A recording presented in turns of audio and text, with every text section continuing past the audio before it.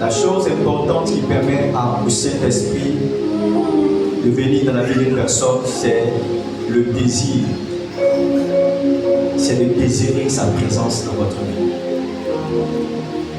Si vous ne trouvez pas nécessaire que le Saint-Esprit vienne dans votre vie, il ne viendra pas. La Bible dit là où 2 ou 3 sont assemblés, il est présent. Mais ça ne suffit pas. Parce qu'il peut être présent sans être présent dans ta vie personnelle. Il peut être dans un endroit sans qu'il ne te touche. Il peut passer dans les rangées sans qu'il ne te touche. Il peut être dans l'environnement sans qu'il ne te touche. Amen. Il faut qu'il te touche toi personnellement. Au-delà du fait qu'il soit présent, il faut que toi, il te fasse du bien personnellement. Le Saint-Esprit m'a aidé dans mes faiblesses. Il m'a aidé dans mes erreurs. Il m'a délivré de beaucoup de choses. Nous sommes ici ensemble. Mais nous sommes là personnellement. Chacun individuellement. La différence dans ta vie sera d'être touché toi personnellement. Pendant que tes mains sont levées, désire sa présence. Pendant que tes mains sont levées, au fond de toi, dis-lui. Dis-lui que je veux que tu me remplisses.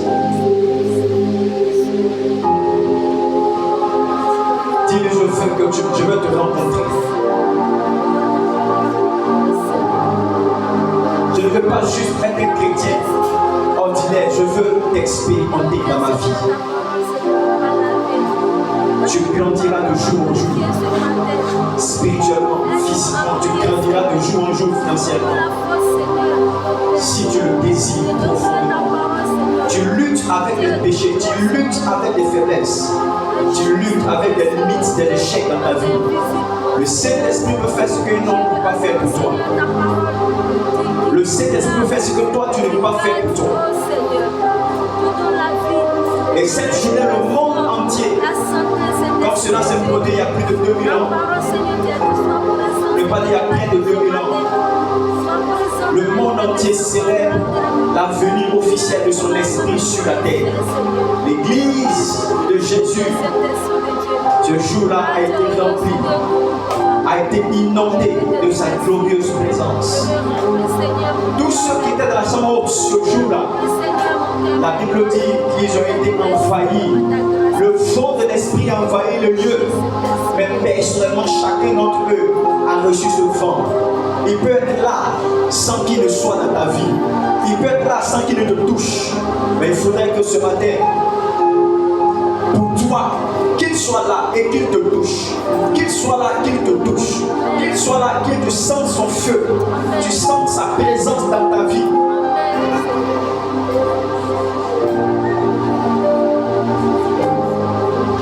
Oh, Father,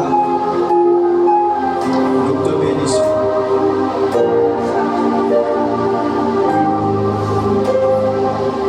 Nous te bénissons.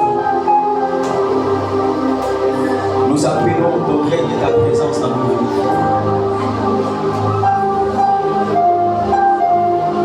Merci Saint-Esprit.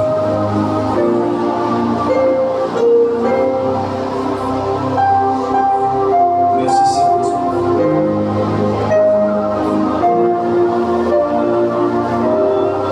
Merci Saint-Esprit. Lève la voix de là où tu es, commence à prier.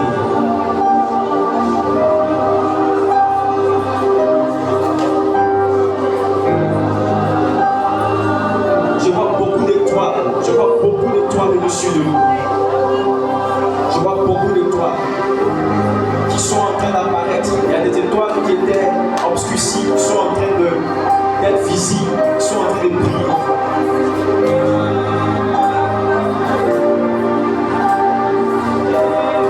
Tu es une étoile et l'obscurité ne fermera pas ta lumière. Lève la voix. Laisse-le te conduire dans cette atmosphère. Oh, Shabbat, le bien le jour.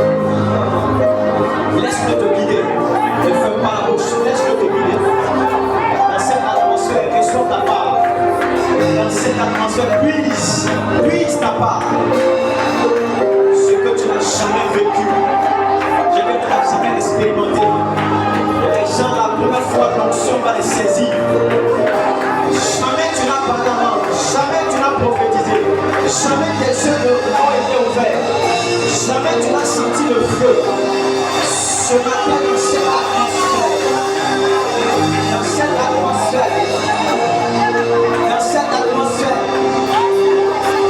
cette atmosphère, laisse-le venir. Laisse-le répandre son huile sur toi. Laisse-le faire couler son seau abondant dans ton esprit. La présence de Dieu est dans le lieu, mais il doit être dans ta vie.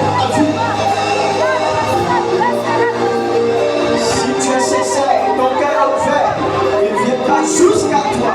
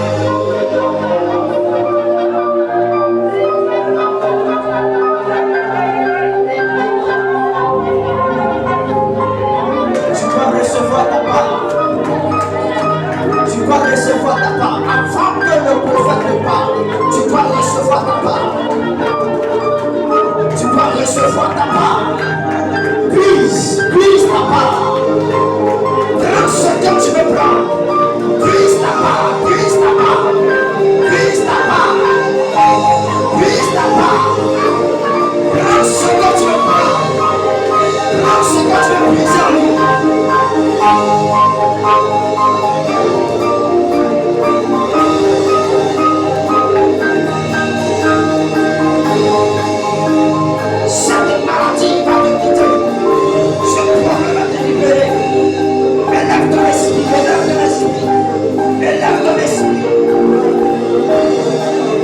Si tu parles, mets-toi par la main. Ouvre la bouche et parle. Parle à ton Dieu, élève la voix.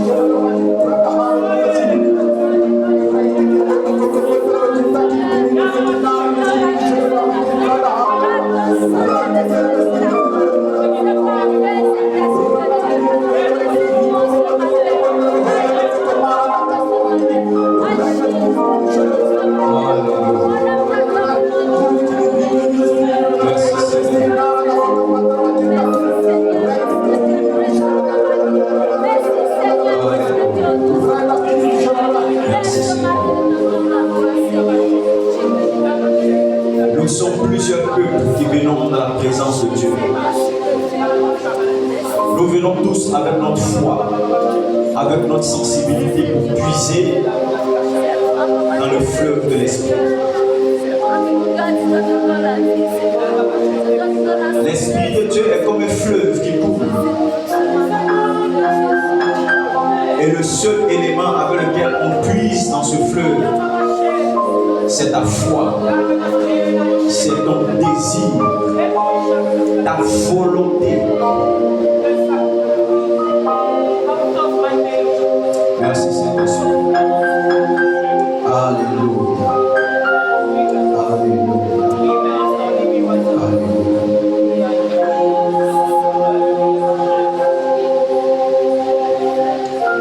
Amen. Est-ce qu'on peut acclamer le Saint-Esprit? Est-ce qu'on peut acclamer le Saint-Esprit? Est-ce qu'on peut acclamer le Saint-Esprit? Amen. Écoutez-moi bien. Et je voudrais que vous prêtiez attention à ce que je veux dire. Je l'ai dit tout à l'heure, je vais encore le reprendre. Vous savez, Dieu nous donne chaque jour des occasions pour changer le cours de notre vie. Dieu nous donne chaque jour des occasions pour changer le cours de notre vie. Chaque fois que tu as l'occasion d'être dans la présence de Dieu, c'est une occasion pour que les problèmes de ta vie puissent se résoudre. La présence de Dieu peut tout faire. C'est pourquoi les dimanches ne doivent être des jours ordinaires pour toi. C'est pourquoi les dimanches doivent être des jours particuliers, préparés. Si vous venez dimanche à l'église comme un jour de culte ordinaire, et il y a des choses ordinaires qui arriveront dans votre vie. Le culte de dimanche se prépare depuis la veille.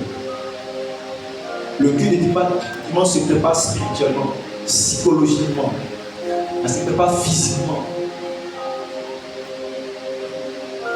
Et quand vous venez dans la présence de Dieu le dimanche, venez avec une soif, venez avec une volonté de recevoir de Dieu, l'adorer et ensuite recevoir.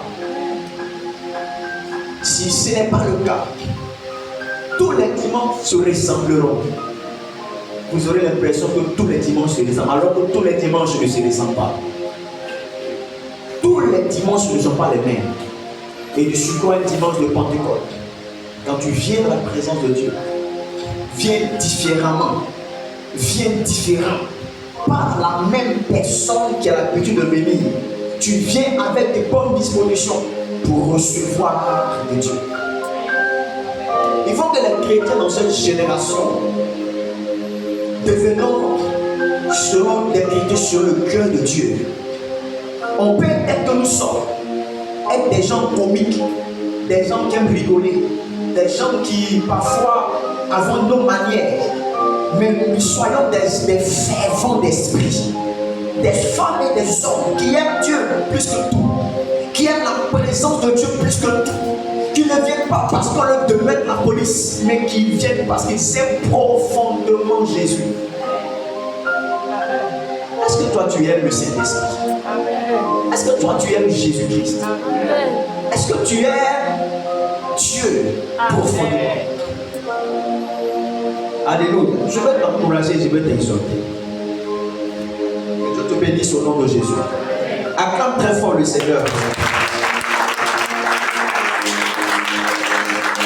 Amen.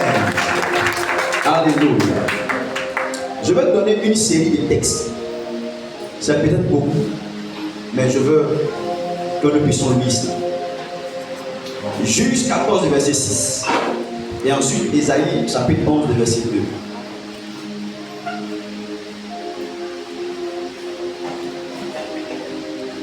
Juge, chapitre 14, verset 10.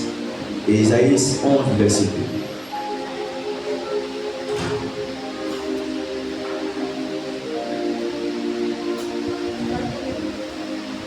Qui a été béni cette semaine par notre programme, par notre conférence de Pentecôte? Qui était là même? Il y a quelqu'un qui m'a dit que lui n'était pas informé qu'il y avait un programme.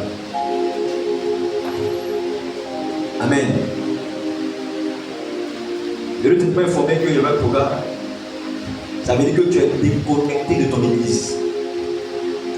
Ça veut dire, ça veut dire que la personne est déconnectée de son église. Tu peux être en mission, tu peux être en voyage, mais être connecté à ton église. C'est pas que tu es connecté sur la page Facebook, c'est pas que tu es dans le groupe de l'église, tu es dans le groupe de la jeunesse, tu es dans le groupe des familles, tu es dans un groupe pour être informé de tout ce qui se passe à l'église. Si tu n'es pas informé de ce qui se passe dans ton église, ça veut dire que tu es déconnecté de ton église. Tu n'es pas connecté spirituellement à ton église. À moins que la mairesse ne soit pas ta communauté. Là, c'est ta deuxième église. Dès que tu pries dans une église, puis de temps en temps tu viens ici. Amen. Et si cette église, tu l'as prise comme ton église, tu dois pouvoir être informé de tout ce qui se passe au Seigneur. Amen.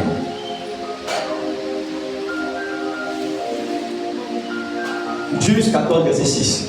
On peut se tenir debout. Vas-y. Juge 14, verset 6. L'Esprit de l'Éternel. Tu prépares. Prends notre rapidement. Tu prépares Juge 3, verset 10. Prépare les versets là. Juge 3, verset 10. Juge 6, verset 34. Tu prépares encore Juge 11, verset 29. Je parle à celui qui est de l'autre côté. Et Zacharie 4, verset 6. Tous ces versets-là, je vais lire ça. Amen. Juge 14, verset 6. L'Esprit de l'Éternel saisit Samson, et sans avoir rien à la main, Samson déchira le lion comme on déchire un chevreau. Il ne dit point à son père et à sa mère ce qu'il avait fait. Amen. Amen. Mets sur l'écran maintenant 1 Samuel 10, verset 6. Ne soyez pas troublés. Je vous donne les versets pour vous qui prenez note. Juge chapitre 14, verset 6 qui est là. Après, prenez-moi Ésaïe, écrivez ça. Ésaïe 11, verset 2. Écrivez ça. Après, vous écrivez 1 Samuel 10, le verset 6. Ça, c'est pour ceux qui écrivent. Voilà. Maintenant, à lui qui est derrière là-bas, je vais mettre sur l'écran, mais vous pouvez lire quand même. Zacharie 4, verset 6. Zacharie 4, verset 6. Juge 3, verset 10. Juge 6, verset 34. Juge 11, verset 29. Voilà. C'est juste pour marquer. Mais les versets principaux, il y a celui-là. Et puis il y a Ésaïe 11, verset 2. Et puis le 3. 1 Samuel 10, verset 6. Tous ces versets que je donne, c'est pour que à la maison, vous puissiez relire ça. Moi, j'ai grandi dans la vie chrétienne en prenant note et en révisant les enseignements qu'on me donne à l'église. Tous mes blocs notes, depuis que j'ai donné ma vie à Jésus, sont encore là. À part un seul qui est resté dans la maison de mon papa. Quand j'ai pris ma propre maison, c'est celui-là seul qui est resté. Sinon, j'ai tous mes blocs notes depuis 27 ans. C'est encore là. Tous mes blocs notes depuis que je vais à l'église. À 27 ans même. Ok. L'Esprit de l'Éternel saisit Samson sans rien avoir à la main. Samson déchira le lion comme on déchire un chevreau. Il ne dit point à son père et à sa mère ce qu'il avait fait. L'Esprit de Dieu qui était sur lui a fait en sorte que lui, avec la main comme ça, il a pris un lion, il a déchiré sa gueule. Bon, avant de parler de ça, est-ce que tu as déjà vu un lion? Opéra, tu as déjà vu un lion? Papa, tu as déjà vu un lion?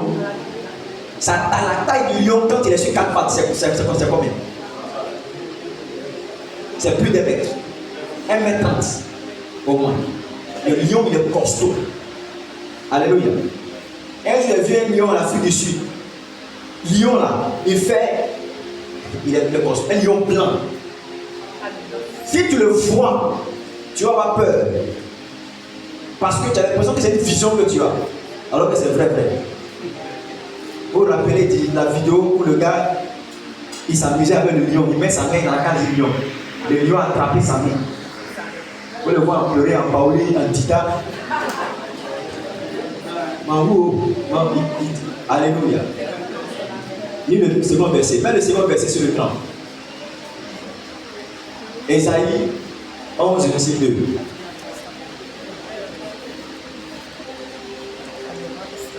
Si tu n'as pas trouvé, moi je vais dire. Il faut être rapide. Hein? Ésaïe chapitre 11, verset 2. Ésaïe 11, verset 2. L'esprit de l'Éternel reposera sur lui, esprit de sagesse et d'intelligence, esprit de conseil et de force, esprit de connaissance et de crainte de l'Éternel. Alléluia. Amen. Mets encore un autre verset sur l'écran. Amen. On va lire tout ça. 1 Samuel 10, verset 6. Mets ça sur l'écran pour que tout le monde puisse lire. Vous écrivez, après vous allez lire ça à la maison. 1 Samuel 10 au verset 6. L'esprit de l'Éternel te saisira, tu prophétiseras avec eux et tu seras changé en un autre corps. L'esprit de l'Éternel te saisira et tu prophétiseras avec eux. La garnison de prophètes qui était là. La Bible dit, et tu ne prophétiseras pas seulement. L'esprit ne te saisira pas seulement. Quand il va te saisir, tu vas prophétiser. You will prophesy. Tu vas prophétiser. Amen. Maintenant, après, il dit, et tu seras changé à un autre homme. C'est quelqu'un qui comprend? Amen, amen. Ok, maintenant, lis le dernier verset. Zacharie chapitre 4, verset 6. Zacharie 4, verset 6. Alors il reprit et le dit. C'est ici la parole que l'Éternel adresse à Zorobabel. C'est ici la parole que l'Éternel adresse à Zorobabel. Ce n'est ni par la puissance, ce n'est ni par la puissance, ni par la force, ni par la force, mais c'est par mon esprit. Mais c'est par mon esprit. Dit l'Éternel des armées. Père, bénis ta parole ce matin au nom de Jésus-Christ. Amen. Tu peux t'asseoir dans ta nouvelle voiture personnelle. Alléluia. Que Dieu bénisse sa parole ce matin. Ce matin, nous sommes là pour parler de ce que nous avions entamé cette semaine sur le Saint-Esprit. Ce matin, le thème de mon message, c'est les merveilles du Saint-Esprit. Amen. Les merveilles du Saint-Esprit. The wonders of the Holy Spirit. Les merveilles du Saint-Esprit. Alléluia. Parce que le Saint-Esprit nous fait expérimenter des merveilles. Le Saint-Esprit nous fait vivre des merveilles. Dans l'Ancien Testament, vous ne verrez pas écrit Saint-Esprit. Mais vous verrez des expressions comme l'Esprit de l'Éternel. Vous verrez des expressions comme la main de l'Éternel. Ces expressions que vous voyez dans l'Ancien Testament sont en rapport avec le Saint-Esprit. Alléluia. Gloire à Jésus. Mais dans le Nouveau Testament, on parle de Saint-Esprit. Parce qu'il y a beaucoup d'esprits. Mais la singularité de l'Esprit de Dieu, c'est la sainteté et la pureté de cet esprit. Amen, alléluia. J'enseigne à mes fils que si même tu as des faiblesses dans ta vie, efforce-toi de t'abandonner entre les mains du Saint-Esprit. Lui seul a la capacité de t'aider, de te délivrer de ceux avec lesquels tu luttes dans ta vie. Le premier texte que nous avons lu nous révèle l'histoire d'un homme qu'on appelle Samson. Samson est un enfant qui est né après que sa maman a été visitée par le Seigneur. Alléluia. Quand il est né, le Seigneur a parlé à sa mère et lui a dit, l'enfant que tu vas mettre au monde, lorsqu'il naîtra, fais en sorte que la boisson, la liqueur ne touche pas ses lèvres. Fais en sorte que le rasoir ne touche pas ses cheveux. Parce qu'il sera un Naziréen. Ça veut dire un homme qui est consacré, qui est dédié à Dieu. Toute sa vie, il servira Dieu. Il ne touchera pas à l'alcool. Il ne boira, il ne va pas boira pas. Il ne. Voilà. Vous voulez attacher votre prophète. Que Dieu vous parle. Alléluia. Il ne boira pas. Il veut quoi? C'est quoi? On dit quoi? Il quoi? Il ne buvra pas. Non, c'est ce qu'il a dit, c'est juste. Il ne boira pas. Il ne boira pas. Alléluia.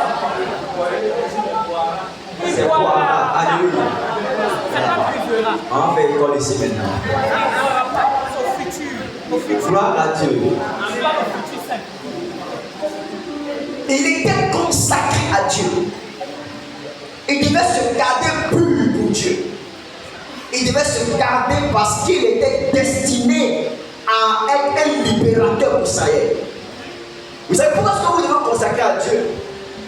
Vous devez vous consacrer à Dieu parce que vous avez une destinée. C'est à cause de la qualité de votre destinée que vous devez avoir une vie de qualité. Le type de vie que tu mènes détermine le type de destinée à laquelle tu es appelé. Quand tu es appelé à une grande destinée, il faut vivre de manière correcte. J'ai l'habitude de dire, et tu peux écrire ça quelque part. Pour vivre glorieusement, il faut vivre sérieusement. Si tu veux finir ta vie glorieusement, il faut vivre présentement sérieusement. Alléluia. Et comme il avait une grande destinée, une destinée prophétique, celle de libérer le peuple d'Israël, alors Dieu dit à sa mère que l'enfant qui est dans ton sein est un enfant prophétique. Il a une destinée. Ne permet pas que la lame touche ses cheveux. Ne permet pas que cet enfant touche à la liqueur, parce qu'il est consacré. Cet enfant ne doit pas se pavaner n'importe comment. Il doit vivre et il doit être éduqué. Il doit manger un certain nombre de nourriture. Il ne doit pas manger des choses qui sont mortes. Il ne doit pas toucher aux choses qui sont mortes. Cet enfant est consacré à Dieu. Tu as une femme ici. Tu as un enfant, tu as deux enfants, tu as des enfants. Les enfants que tu as là, leur destinée est liée à la manière dont tu les éduques. Leur vie est liée à la manière dont tu prends soin d'eux. Si tu veux que tes enfants là puissent parvenir à une grande destinée, commence déjà à les préparer à la grandeur. Amen. Alléluia. Amen. Commence à les préparer à la grandeur. J'ai l'habitude de dire à mon fils, à Uriel, que regarde, quand on est un prince, il y a des choses qu'on ne fait pas. Voici ce qu'un prince fait. Voici ce qu'un prince ne fait pas. Voici comment un prince se comporte. Alléluia. Quand tu as des enfants, fais-leur comprendre qu'ils sont des princes, qu'elles sont des princesses. Et voici comment est-ce qu'ils doivent vivre. Voici comment ils doivent se comporter. Alléluia. Si tu es assis ici, c'est que Dieu a un plan pour ta vie. Et le plan de Dieu pour ta vie est lié à une vie de qualité que tu vas vivre. Amen. Celui qui a une grande destinée ne tombe pas dans l'alcool, dans l'ivrognerie. Celui qui voudrait aller loin dans sa vie ne vit pas n'importe comment, ça et là, avec les femmes de partout et de partout. Celui qui veut aller très loin dans sa destinée ne dépense pas l'argent n'importe comment. Il ne dépense pas n'importe comment. Celui qui veut aller très loin dans sa vie, il ne gaspille pas son temps n'importe comment. Tu ne peux pas passer une journée entière sur Facebook, sur TikTok, une journée entière à la télévision. Tu ne peux pas passer une journée entière en train de ne rien faire. Non. Celui qui a une grande destinée ou qui aspire à une grande destinée doit vivre une vie de qualité pour que sa destinée puisse lui enfanter la qualité. Amen. Alléluia. Amen. Vous savez, la manière dont vous s'aimez détermine la manière dont vous récoltez dans la vie. Tout ce que vous sémez, vous allez le récolter. Donc la récolte est toujours plus grande, toujours plus beau que ce que tu as sémé. C'est vrai ou c'est faux? C'est vrai ou c'est faux? Quand vous semez 2 grains de maïs, vous n'allez pas récolter 2 grains de maïs. Vous allez récolter 2 pieds de maïs. Ce n'est pas épi. 2 grains de maïs là, c'est 2 pieds de maïs vont pousser. Et sur chaque pied de maïs, il peut y avoir 3 ou 4 épis de maïs. Et chaque épi de maïs là peut avoir jusqu'à 40, 80, parfois 100, peut-être parfois 200. Est-ce que vous comprenez un peu? Donc tout ce que tu sers dans la vie, en bien comme en mal, tu le récoltes, mais dans un volume plus grand. Amen, alléluia. C'est parce que si tu sers des choses de qualité, tu vas récolter un volume plus grand de choses de qualité. Dis-moi amen, dis-moi amen, dis-moi amen. Cet enfant était consacré à l'Éternel à cause de sa destinée. Il ne doit pas se gaspiller son énergie, gaspiller son temps, gaspiller sa vie. Non, il devait la conserver à cause de là où est-ce que Dieu voulait l'amener. Alléluia. Gloire à Dieu. Il y a un monsieur qui m'a approché et il m'a dit qu'il a fait des sons dans lesquels on lui dit de parler anglais. Ça fait 2 sons, 3 sons. Quand il vient me dire, ça veut dire quoi?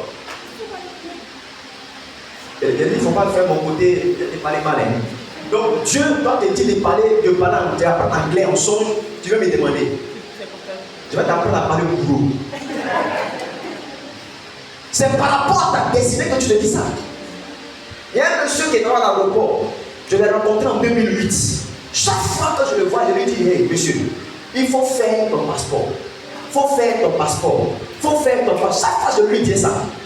Et un jour, comme il travaille à l'aéroport, il aide à parquer les bagages. Je ne sais pas dans quel domaine il travaille. Il aide les bagagistes, c'est pas dans leur truc là-bas. Il y a une dame qui a l'habitude d'aider à faire partir ses affaires pour aller aux États-Unis. Elle a des marchandises, elle fait partir aux États-Unis et vice versa. Donc c'est lui qui l'aidait dans ce sens. Elle lui a dit, mais je vais t'aider à avoir le visa assez rapidement, que tu puisses faire aller faire au moins 1 mois aux États-Unis, tu peux le venir. Ça peut t'aider dans les opportunités. La dame dit, demande ton passeport, ok, tu n'as pas de passeport. Un gros monsieur comme ça, costaud, avec tous ses sens, tout sur lui, il n'a pas de passeport. Alors que tu travailles à l'aéroport, pendant des années, tu n'as pas de passeport. 40 000 francs CFA que tu n'as pas. Amen. C'est maintenant qu'il va le faire. Il m'appelle. Ça va être le passeport, mais il y a une église. Voici l'opportunité. Alléluia. Parce que quand Dieu est en train de t'emmener quelque part, il y a des choses qu'il faut faire. Si tu ne les fais pas, la destinée va être avortée. Beaucoup de gens ont manqué des opportunités dans leur vie. Beaucoup de gens ont prolongé ce que Dieu était censé faire maintenant dans leur vie. Beaucoup de gens ont annulé ce que Dieu s'apprêtait à faire pour eux. Parce qu'ils n'ont pas compris que ce que Dieu te demande maintenant, c'est par rapport à demain. Parfois, tu viens à l'église, on te dit il faut s'aimer, il faut faire une offrande. Ce que tu fais maintenant là, c'est un sacrifice, non? Quand tu fais là, tu ne vas pas transférer par la maison, tu manges par la maison, non? Mais ce que tu as donné là, c'est la sémence pour demain. Ça va arranger, ça va mettre la peinture, ça va embellir ton futur. Dis-moi amen. Dis-moi amen.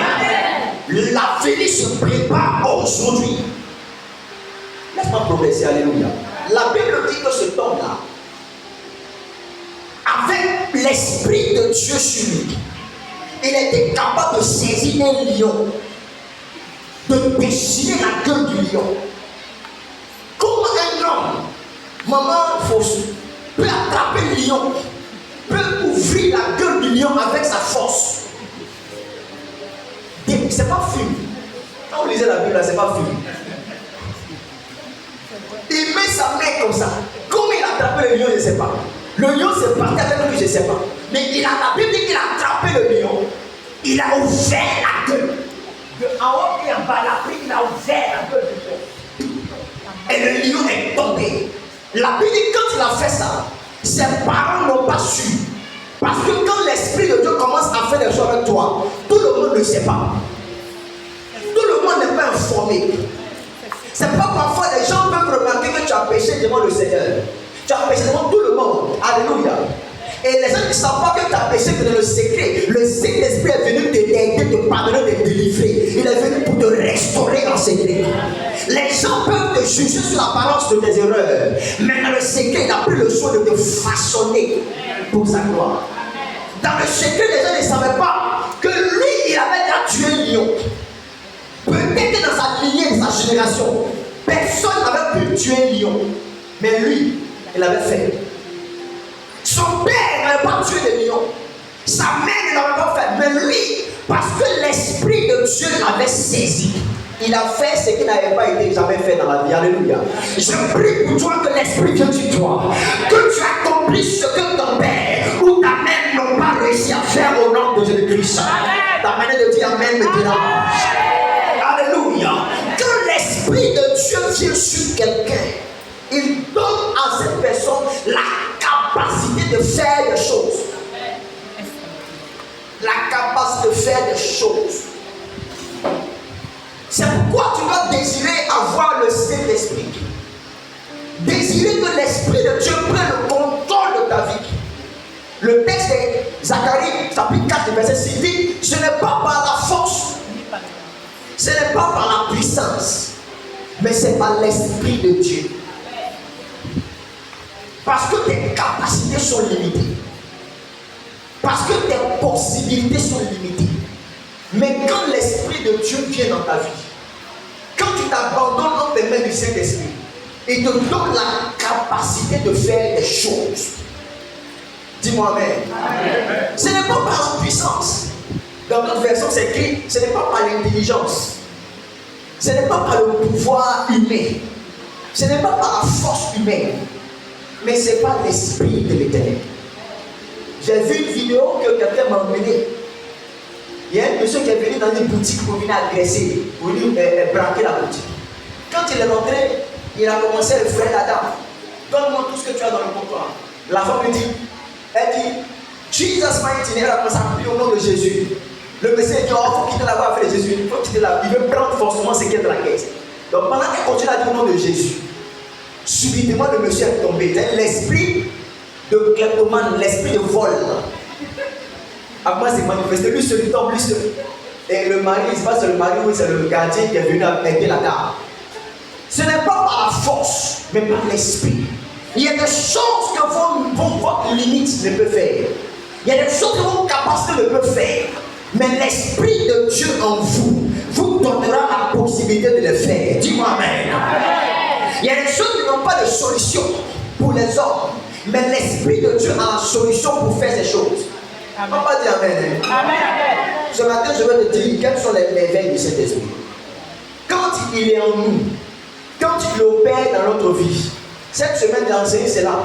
Alléluia. J'ai enseigné un certain nombre de choses sur le Saint-Esprit. Mais ce matin, je vais te donner encore des éléments qui vont t'aider dans ta vie chrétienne, qui vont te permettre de pouvoir t'ajuster dans ta marche avec le Saint-Esprit. Tu dois le désirer, qu'il puisse prendre le contrôle de ta vie, qu'il te guide, qu'il t'aide. Alléluia. La première merveille du Saint-Esprit que je veux que tu retiennes, c'est que le Saint-Esprit est un facilitateur de destinée. Amen. Le Saint-Esprit est un facilitateur de destinée. Dans le monde anglophone, ce qu'on appelle les facilitateurs, ou dans le monde administratif, les facilitateurs sont des personnes qui, comme ça l'indique, qui facilitent des accès, qui favorisent des connexions, qui favorisent des lobbies, qui sont là, qui facilitent des emplois. Il peut t'aider à avoir des documents pour aller vivre au Canada. Il peut t'aider facilement à avoir décroché des marchés avec des entreprises. C'est un facilitateur. Le Saint-Esprit dans la vie du chrétien, c'est qu'il joue le rôle, excusez-moi, de faciliter ta destinée. Parce que s'il ne t'aide pas, s'il ne facilite pas les choses pour toi, tu n'y parviendras pas. Tu ne parviendras pas. C'est pourquoi Jésus, le jour de la Pentecôte, il a envoyé le Saint-Esprit sur les apôtres pour que le Saint-Esprit les aide à être témoins. Je l'ai expliqué cette semaine ici que dans la pensée de Dieu, quand Dieu parle de témoins, il dit vous recevez une puissance, le Saint-Esprit survenant sur vous, vous serez mes témoins. Est-ce que tu me suis ce matin? Est-ce que tu me suis ce matin? Quand il dit vous serez mes témoins, ça ne veut pas dire que le témoin c'est celui qui va seulement attester. Tu vas confirmer qu'un fait est vrai ou est faux.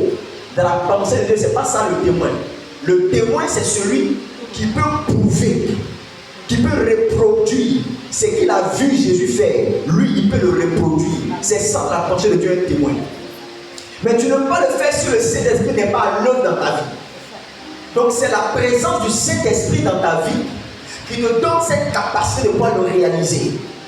Donc, il est un facilitateur dans le sens qu'il vient pour te permettre de faire plus aisément, plus facilement ce que Dieu te confie. Amen. Alléluia. Amen. Si on te confie une tâche dans l'église, ne regarde pas tes compétences. Que moi je ne sais pas parler, moi je ne sais pas diriger, moi je ne sais pas prêcher, moi je ne sais pas faire ci. Même d'autres me disent que moi je ne sais pas essuyer les chaises, moi je ne sais pas faire ça. Alléluia. Écoute-moi bien. Même si tu ne peux pas le faire sur la base de tes compétences, le Saint-Esprit qui est en toi est un facilitateur. La première merveille qu'il va faire, c'est qu'il va te faciliter la tâche. il va t'aider à faire la chose plus aisément. Alléluia. C'est pas dans l'église. Je ne me fie pas aux personnes qui sont forcément anciennes dans l'église.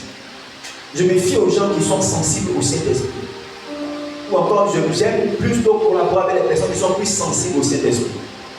Parce que quelqu'un qui est sensible au Saint-Esprit, même s'il n'a pas de compétences, l'Esprit de Dieu va l'aider à faire ce qu'il ne veut pas faire. Il faut me dire Amen. Amen. Celui qui est sensible au Saint-Esprit peut se repentir, même après avoir commis une erreur. Celui qui est sensible au Saint-Esprit peut avoir de l'humilité pour refaire. Quand même tu le reprends, il sait que c'est pour son bien. Et il a l'humilité d'accepter ton reproche et de pouvoir aller de l'avant. Donc le Saint-Esprit dans la vie du chrétien joue ce rôle de facilitateur et nous permet d'avoir plus de résultats. Parce que tu peux fournir beaucoup d'efforts et avoir moins de résultats. Et le Saint-Esprit dans la vie du chrétien, c'est de te faciliter le travail. Amen. Que Dieu amplifie tes résultats à partir d'aujourd'hui. Ton amen est venu en retard. Amen. Que Dieu amplifie tes résultats à partir de maintenant. Amen. Que tu fournisses moins d'efforts pour avoir plus de résultats. Amen. Que ce commerce que tu fais, que tu fasses moins d'efforts pour avoir plus de résultats au nom de Christ. Dieu va multiplier tes résultats. Dis-moi Amen. Amen. Il va multiplier tes résultats. Dis encore Amen. Amen. Alléluia.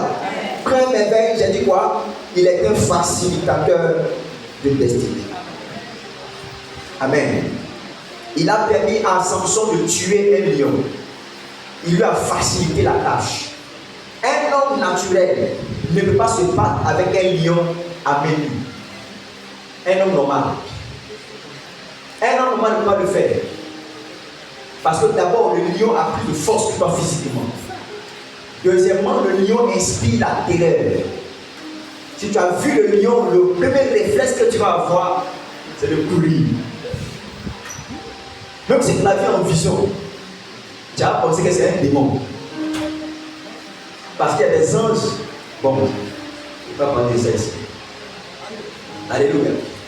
Il y a des entités, si vous les voyez, vous aurez l'impression qu'ils sont des démons. Vous aurez l'impression que c'est bizarre. Le jour où tu me fais la grâce de voir un cheval dans le règne spirituel, de voir une entité, tu vas avoir peur. Parce que c'est des choses qui ne sont pas d'habitude. Mais si tu le vois la première fois, tu vas avoir peur. Alléluia. Le monde des anges, ce n'est pas seulement le monde où on voit avec des hommes avec des 2 ailes ou avec 4, d'autres 6. Ce n'est pas ça. Derrière ça, il y a aussi d'autres êtres. Alléluia. Il faut me dire Amen. Amen. Deuxième chose que tu dois savoir, le Saint-Esprit. J'ai donné le texte, non? Jean 16, verset 17. Jean 16, verset 17. Ça, c'est pour le texte de facilitateur de destinée. Amen. Amen. La deuxième chose que le Saint-Esprit fait, le Saint-Esprit nous connecte à la foi de Dieu. Le Saint-Esprit nous apprend à écouter ou encore à reconnaître la voix de Dieu. Dis-moi Amen. Amen. Dis-moi encore Amen. Amen. Le Saint-Esprit, la merveille qu'il fait, le Saint-Esprit nous connecte à la voix de Dieu. Amen. Le Saint-Esprit nous instruit à écouter la voix de Dieu, nous apprend à entendre Dieu, nous apprend à écouter la voix du Saint-Esprit, la voix de Dieu. Vivre sans la voix de Dieu, c'est un échec. Beaucoup de gens ont pris des décisions. Ils ont épousé des femmes. Elle a épousé un homme. Et elle n'a pas écouté la voix de Dieu. Et après, ça s'est gâté dans sa main. Parce qu'elle n'a pas écouté la voix de Dieu. Manquer la voix de Dieu, c'est manquer sa destinée. Toute la gloire de ta destinée se retrouve dans la voix de Dieu. Le jour où tu ne écouteras pas la voix de Dieu, tu vas finir dans la déchéance. Dieu a dit à Adam et Ève, ne mangez pas le fruit de l'arbre de la connaissance du bien et du mal. Le jour où vous allez manger, vous allez faire quoi? Vous allez mourir. Mais remarquez, le jour où ils n'ont pas écouté la voix de Dieu, ils ont plutôt écouté la voix du serpent. Qu'est-ce qui s'est passé? Ils ont été chassés du jardin. Donc toutes les fois que tu manques la voix de Dieu, tu manques ta destinée. Et le Saint-Esprit joue le rôle de nous relier à la voix de Dieu. Tout prophète qui n'écoute pas la voix de Dieu finira son ministère dans la catastrophe. Tout homme de Dieu qui ne dirige pas son ministère par la voix de Dieu finira dans le tourment et le problème. Tout chrétien, toute mère de famille, tout père de famille qui n'écoute pas la voix de Dieu va s'égarer. La voix de Dieu nous donne la direction. Tu peux faire moins de bruit, pas de bruit. La voix de Dieu nous donne l'orientation pour notre vie. La voix de Dieu est la voix qui nous conduit à la provision pour notre destinée. La voix de Dieu est celle qui nous donne la stratégie pour avoir la victoire. Si vous manquez la voix de Dieu, vous manquerez votre destinée. Il y a des gens qui vivent de l'échec dans leur vie, pas parce qu'ils ont eux-mêmes posé des mauvaises actions, mais parce qu'ils n'ont pas écouté la voix de Dieu. La gloire que tu recherches se trouve dans l'obéissance à la voix de Dieu. Alléluia. Faut me dire amen, faut me dire amen, faut me dire amen. La voix de Dieu nous parvient quand nous dormons. Elle nous parvient quand on prêche la parole de Dieu. La voix de Dieu vient quand nous lisons la parole de Dieu. La voix de Dieu vient quand nous prions. Amen, amen, amen. Mais quand tu n'es pas capable de percevoir la voix de Dieu et d'obéir à cette voix, tu manqueras beaucoup de choses. Et la merveille que le Saint-Esprit fait, c'est qu'il nous apprend à écouter Dieu. Il nous apprend à entendre Dieu. Il nous apprend à obéir à la voix de Dieu. La Bible dit que la voix de Dieu fait enfanter les biches. Amen. Elle fait enfanter les biches. La voix de Dieu est capable d'ouvrir les entrailles d'une femme qui est stérile. Elle ouvre le ciel et elle permet à la manifestation de la gloire de Dieu de se manifester. Amen. La vie au commencement, l'Esprit de Dieu se mouvait et Dieu a dit que la lumière soit. Regardez ceci. Il a dit que la lumière soit. En fait, quand Dieu a fait entendre sa voix a fait apparaître la lumière. Amen. Partout où la voix de Dieu est libérée, vous verrez des signes et des merveilles se produire. Amen. La voix de Dieu nous rend efficace dans notre vie. Amen. La voix de Dieu. Et le Saint-Esprit nous aide à nous connecter à la voix du Seigneur. En Actes chapitre 13, verset 2, la Bible dit que le Seigneur a demandé qu'on puisse mettre de côté Paul et Saul pour qu'on puisse être consacrés à un ministère auquel Dieu les a appelés. C'est ça, non? C'est Paul et Barnabas, merci. Alléluia. Donc on puisse les mettre de côté pour le ministère auquel le Seigneur les a appelés. Et quand on les a mis à part, voici le résultat de la vie de Paul. Son ministère était un ministère extraordinaire. Pendant qu'il servait le Seigneur dans le ministère et qu'il jeûnait, le Saint-Esprit dit, mettez à part Barnabas et Saul. Voilà, c'est Saul qui a dit Paul. Alléluia. Pour l'œuvre à laquelle je les ai appelés. Pour l'œuvre à laquelle je les ai appelés. Le Saint-Esprit lui-même il dit, pour l'œuvre à laquelle je les ai appelés. Dieu t'appelle à une heure précise, mais tu ne sauras l'heure à laquelle Dieu t'appelle si tu es connecté au Saint-Esprit. Amen. Alléluia. Tu veux faire un commerce, tu ne sais même pas quel commerce faire. Parce que tu n'es pas connecté à la voix du Saint-Esprit. Tu veux voyager, mais tu ne sais même pas. Parce que tu n'es pas connecté à la voix du Saint-Esprit. La voix du Saint-Esprit est ce qu'il faut dans notre génération. Et tout chrétien qui vit sans la voix du Saint-Esprit est perdu. Est perdu. Dis-moi amen. Amen. La voix est très importante. C'est pas même dans le GPS que tu as. Le GPS même que tu as, quand tu viens dans le taxi, tu ne connais pas l'endroit où tu vas te mettre GPS là. Il y a une voix qui déparle. Il y a la voix d'une go dans le GPS là qui déparle. Elle dit dans 300 mètres, tu mets à gauche. 300 mètres, tu mets à droite. Alléluia. Le GPS là, tu peux regarder. Mais en plus de ça, il y a une voix qui te parle. C'est-à-dire, en plus, la parole de Dieu est écrite là. Il y a la foi du Saint-Esprit qui te parle. Amen. Tu n'as pas compris ce que j'ai dit. Il te faut la foi de Dieu pour réussir ta vie. Et le Saint-Esprit nous réunit à la parole de Dieu. C'est la deuxième merveille qu'il fait. Amen et amen. My God.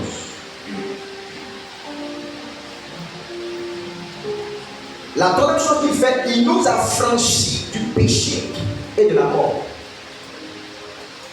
Il nous a franchis du péché et de la mort. Tu ne peux pas noter, je vois des gens qui ne peuvent pas noter. Quand tu as une grande destinée là, tu fais bien des choses. Si tu es parti à l'école, tu sais écrire et puis lire, tu viens à l'église, tu n'as pas de Bible, tu n'as pas de cahier, ça veut dire que il y a quelque chose que tu vas revoir. Ouais, c'est le prophète qui dit ça. Romains 8, verset 2. Le Saint-Esprit fait une merveille. C'est qu'il nous a franchis du péché et de la mort. Amen. Sinon, là où tu es là où tu es assis là, en temps normal, tu es un grand pécheur. Si on peut compter les pécheurs là-même, on est en tête.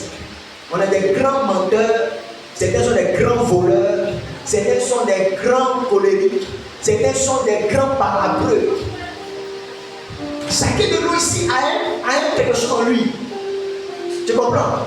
Si on met à faire des alléluia de côté là, toi-même ton point. C'est comme ça, alléluia.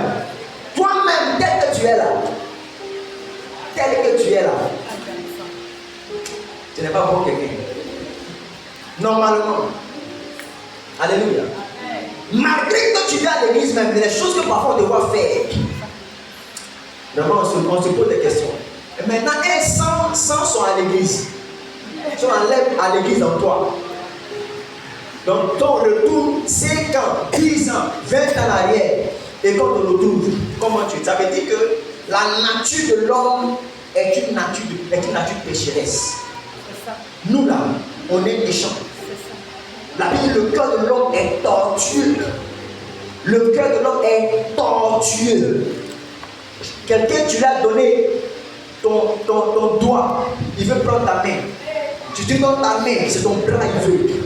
Tu as donné ton bras, c'est ta tête, mais il prend. Tout le corps. Parce que, fermez l'autre micro. Un micro trop vert, fermez ça. Parce que dans la nature humaine, dans notre nature humaine, nous sommes des pécheurs. Nous avons des faiblesses. Nous sommes tels que nous sommes. Dans notre manière d'être, dans notre manière d'agir. On me dit amen. Amen. Et c'est le Saint-Esprit qui nous transforme. Amen. C'est lui qui nous fait ne plus aimer le péché. Amen.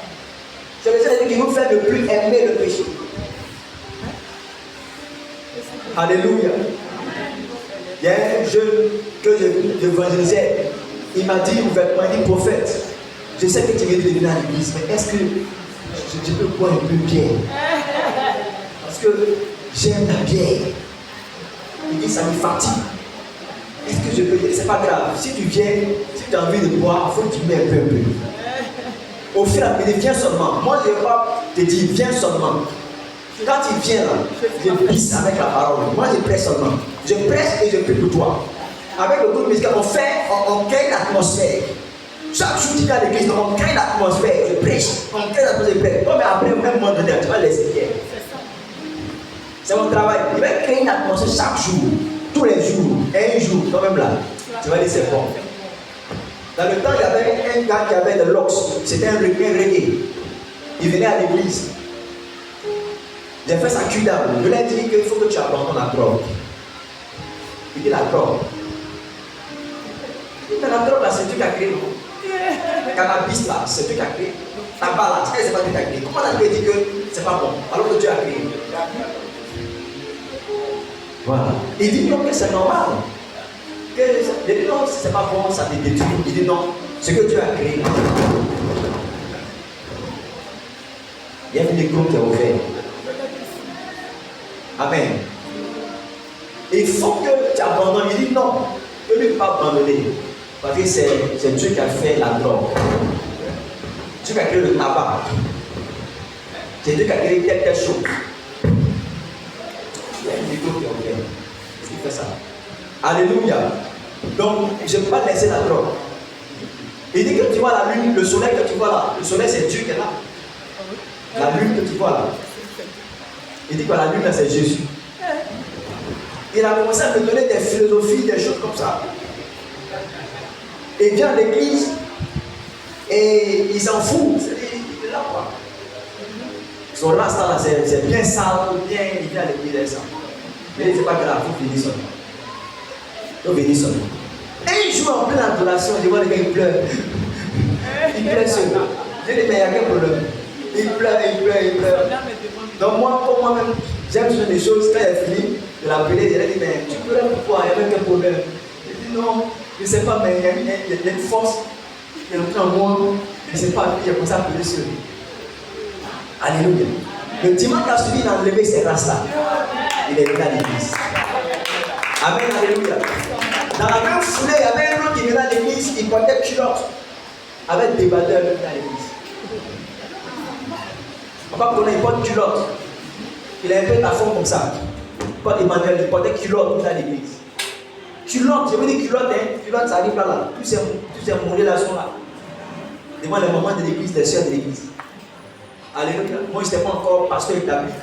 Et donc, il y a mon révérend qui me dit, mais toi, Carlos là, ton gars qui t'a envoyé à l'église là, c'est qu'elle a fait ça. J'ai dit, ah papa, moi il l'a envoyé, c'est qu'elle suit.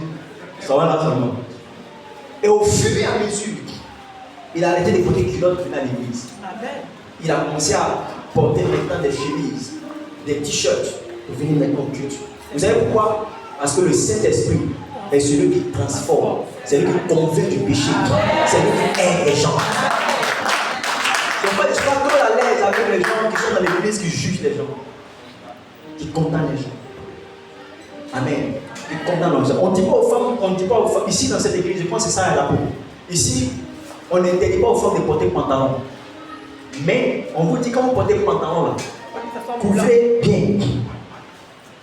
Amen, amen. C'est ça. Si tu ne te sens pas à l'aise de ne pas porter le pantalon, tu ne peux pas porter le pantalon. Madame, c'est quoi, c'est lève-toi, je vais te voir. Lève-toi. Tu as porté le pantalon, non? Regardez comment elle s'appelle. Viens devant, approche. Il faut venir, tu apprends des points. Acclame le Seigneur. Acclamez le Seigneur. Attends, c'est 4 jours, voilà. Ça c'est pour tout le monde. Ça c'est pour moi la côté non. C'est ample non. Est-ce que c'est pudique non? C'est joli non? Elle est belle non? Voilà. On ne vous interdit pas. Il y a des chrétiens qui sont comme ça. Non, non, non. Quand ceux qui te débattent dans ça, non, ça ne fonctionne pas comme ça. Amen. Le jour où Dieu te fait la grâce d'aller vivre dans un pays où il fait froid, avant de voir. Il y a un grand papa en Côte d'Ivoire ici là. Dans son église, il prêche, il n'a pas porté pantalon. Ça fait partir un jour au Canada. Elle a porté pantalon. Et puis, comme les gens aiment les bérets en Côte d'Ivoire, ils n'ont plus de photos. Ils ont mis ça sur Facebook.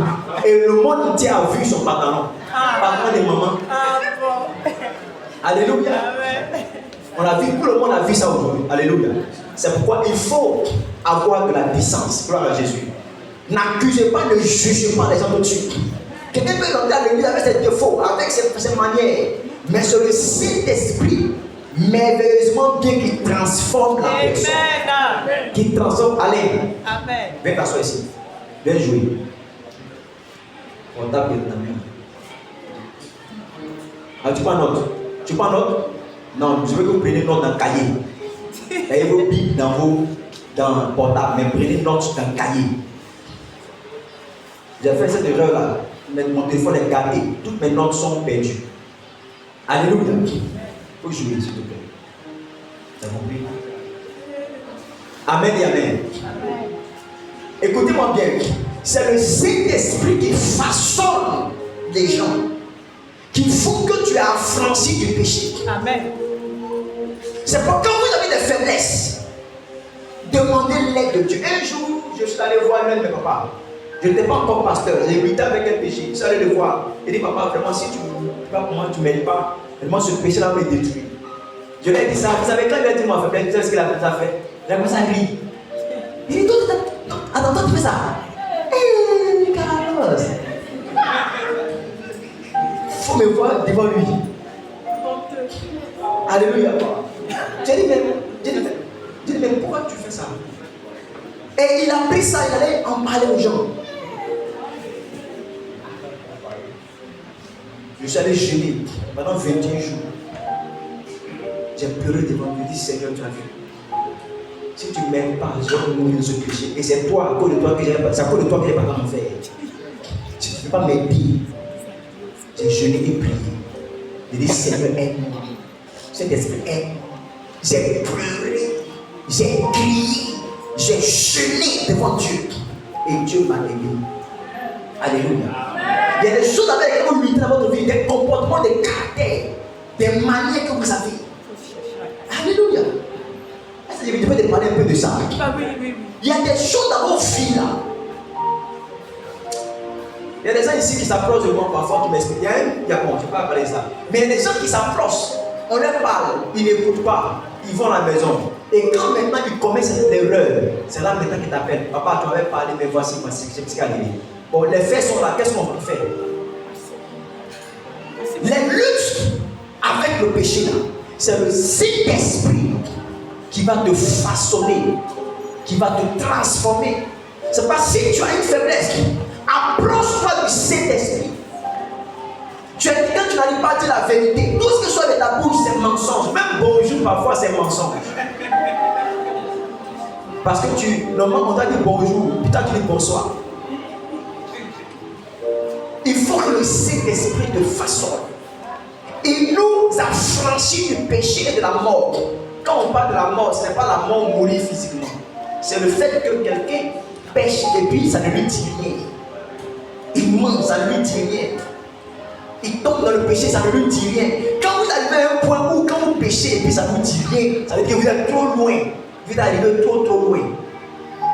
Si tu pêches, ça ne te dit rien. Tu mens, ça ne te dit rien.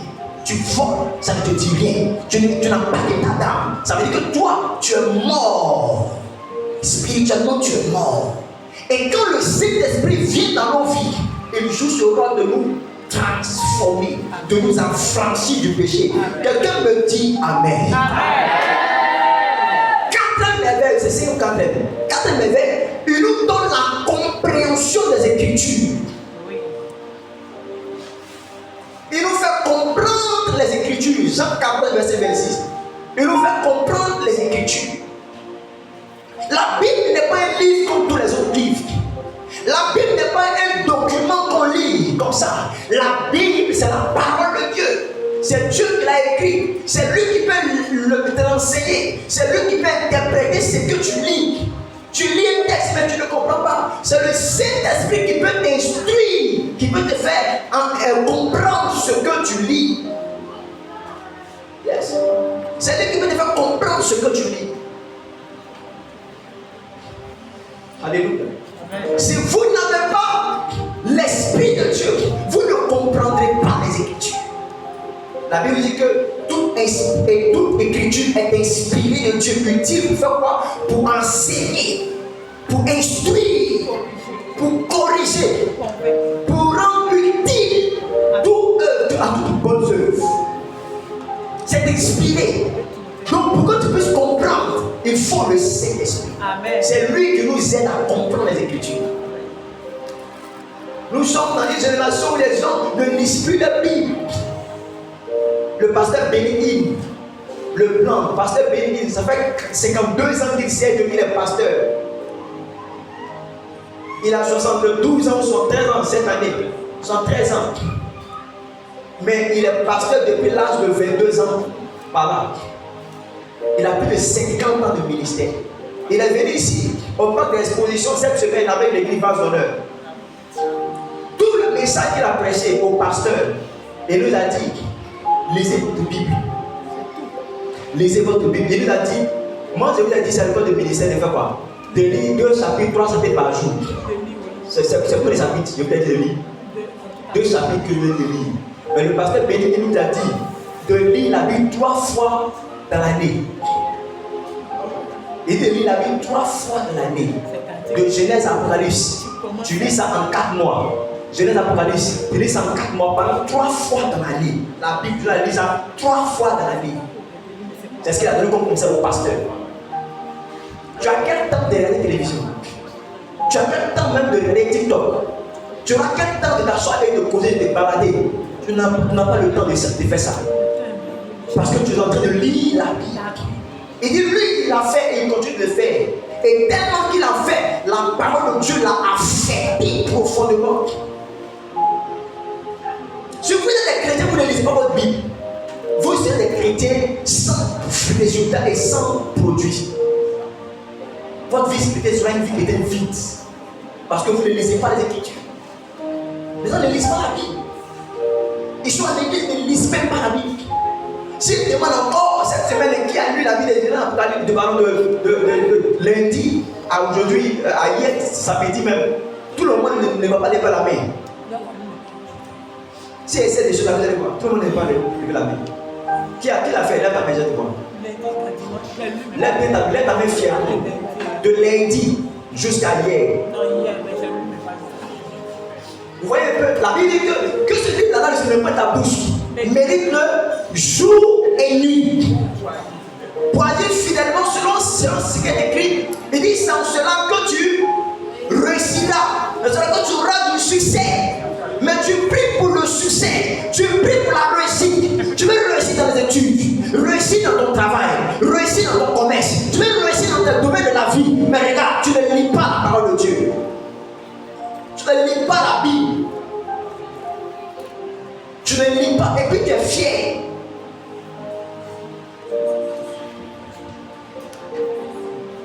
Nous ne lisons pas la Bible. Oh, personne ne lit la Bible. Je ne sais pas de ceux qui sont pas dans le code qui savent lire et écrire. On ne lit pas la Bible. Vous pouvez écouter. Ma grand-mère a sa Bible dans l'autre langue. Elle lit. Si elle lit ça, toi, tu es impressionné. Elle a 80 ans, 86 ans, je pense. Alléluia. Elle lit sa Bible en bourreau. Parce qu'elle a fait l'alphabet bourreau. Donc elle lit sa Bible couramment. Une grosse Bible comme ça, elle lit. Elle a dit audio aujourd'hui. Si tu n'as pas lu, moi tu vas écouter. Mais nous ne le faisons pas. Et on prie pour des choses. On désire des choses. Mais on ne lit pas la Bible. On ne lit pas la Bible. On écoute Gédéon. Abba, c'est ça le coup, Gédéon. On écoute tout, même sur la parole. On écoute. Chez Internet là, c'est là qu'on lit la Bible. Chez Internet. On écoute tous les prédicateurs. Je vois des gens ici qui partagent les vidéos des gens. Vous ne partagez jamais une vidéo de Mérès, une vidéo d'un pasteur vous partagez. Alléluia. Il faut me dire Amen. Amen. Tu ne lis pas ta Bible. Comment le Saint-Esprit peut t'instruire? Comment il peut t'enseigner? Comment il peut t'aider de manière réelle? La vie chrétienne, c'est pas dimanche seulement. La vie chrétienne, c'est pas dimanche seulement.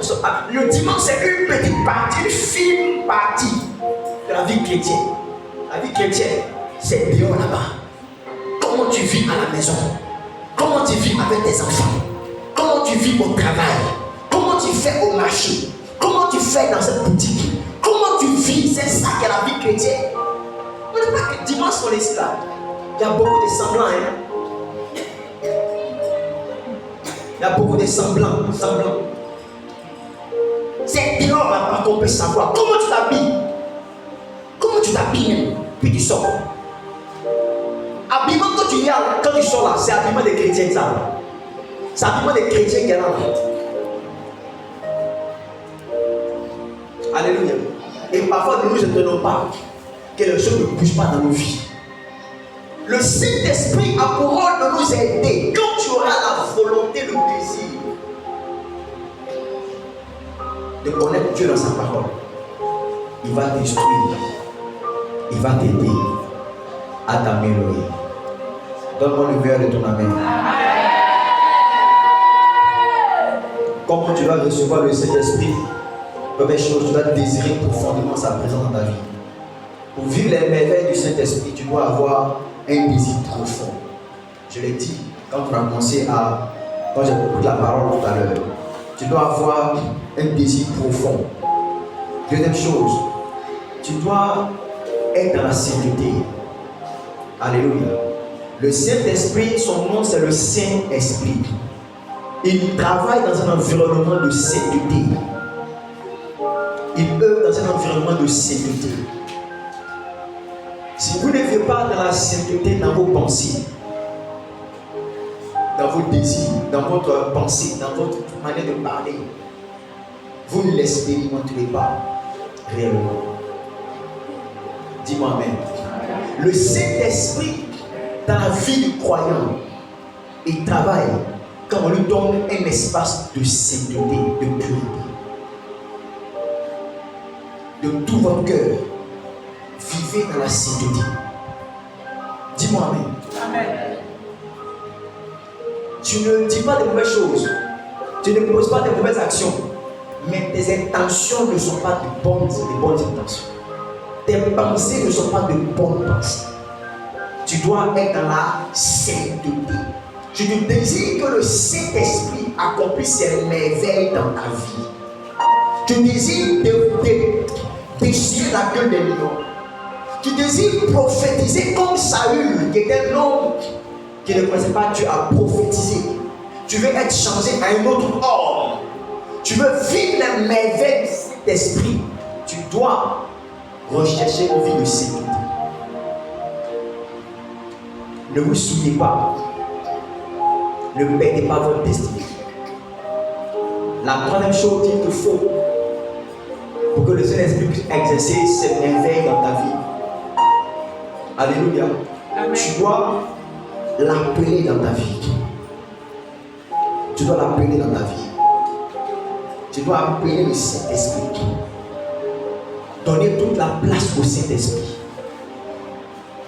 Donner toute la place au Saint-Esprit. La Pentecôte, c'est la fête des moissons, où les Juifs venaient célébrer Dieu pour la moisson.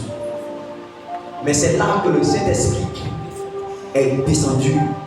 Alléluia. Donc la Pentecôte, c'est une fête juive, mais une fête chrétienne dans le sens que le Saint-Esprit nous a été donné pendant cette fête-là.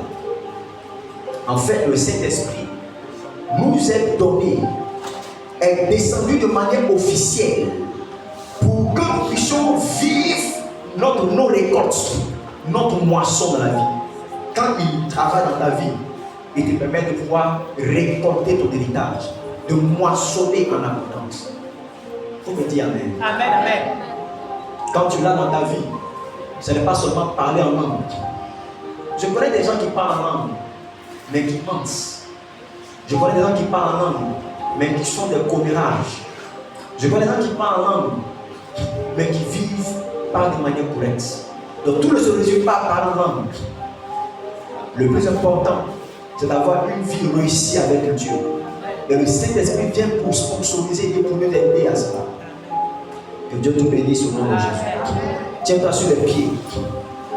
Tiens-toi sur les pieds. Par exemple, qui désire